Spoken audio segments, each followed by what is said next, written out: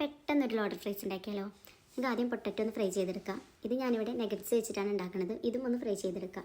ഒരു പാനിലേക്ക് ചെറിയ പീസ് ബട്ടർ ഇട്ട് കൊടുക്കുക. ബട്ടർ മെൽറ്റായി കഴിയുമ്പോൾ ഒരു സ്പൂൺ മൈദപ്പൊടി ആഡ് ചെയ്യുക. മൈദപ്പൊടി ഒന്ന് ചൂടായി കഴിയുമ്പോൾ ഇതിലേക്ക് ഒരല്പം പാലൊഴിച്ച് കൊടുക്കുക.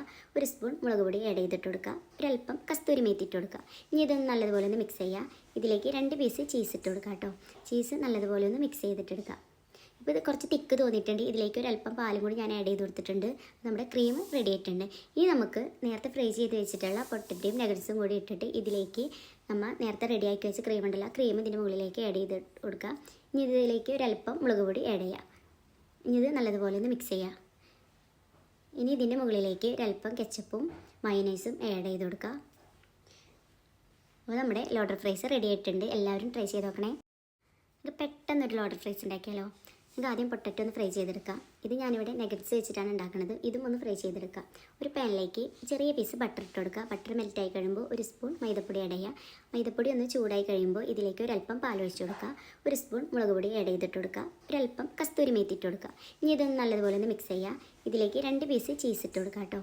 ചീസ് നല്ലതുപോലെ ഒന്ന് മിക്സ് ചെയ്തിട്ടെടുക്കുക. ഇപ്പോൾ ഇത് കുറച്ച് തിക്ക് തോന്നിയിട്ടുണ്ട്. ഇതിലേക്ക് ഒരല്പം പാലും കൂടി ഞാൻ ആഡ് ചെയ്ത് കൊടുത്തിട്ടുണ്ട്. നമ്മുടെ ക്രീം റെഡി ആയിട്ടുണ്ട്. ഇനി നമുക്ക് നേരത്തെ ഫ്രൈ ചെയ്ത് വെച്ചിട്ടുള്ള പൊട്ടറ്റോയും നഗറ്റ്സും കൂടി ഇട്ടിട്ട് ഇതിലേക്ക് നമ്മൾ നേരത്തെ റെഡിയാക്കി വെച്ച ക്രീം ഉണ്ടല്ലോ, ക്രീം ഇതിൻ്റെ മുകളിലേക്ക് ആഡ് ചെയ്ത് കൊടുക്കുക. ഇനി ഇതിലേക്ക് ഒരല്പം മുളക് പൊടി ആഡ് ചെയ്യുക. ഇനി ഇത് നല്ലതുപോലെ ഒന്ന് മിക്സ് ചെയ്യുക. ഇനി ഇതിൻ്റെ മുകളിലേക്ക് ഒരല്പം കെച്ചപ്പും മയോനൈസും ആഡ് ചെയ്ത് കൊടുക്കുക. അപ്പോൾ നമ്മുടെ ലോഡർ ഫ്രൈസ് റെഡി ആയിട്ടുണ്ട്. എല്ലാവരും ട്രൈ ചെയ്ത് നോക്കണേ.